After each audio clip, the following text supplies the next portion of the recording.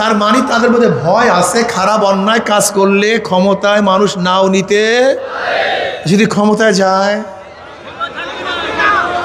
ঘুমাতে পারবেন না, ঘরে ব্যবসা করতে পারবেন না, সুন্দরী মেয়েরা রাস্তায় বের হতে পারবে না, বেয়াকুব। সচেতন হন জনগণ, সচেতন হন, সচেতন হন। আর কত, আজকে 54 বছর ওরা আমাদেরকে লুটপাট করেছে, জুলুম করছে, অত্যাচার করছে, অবিচার করছে। আপনারা কি পরিবর্তন চান কি চান না? ঘরে বসে বসে হবে? জঙ্গল কি ঘরে বসে বসে দূর হবে?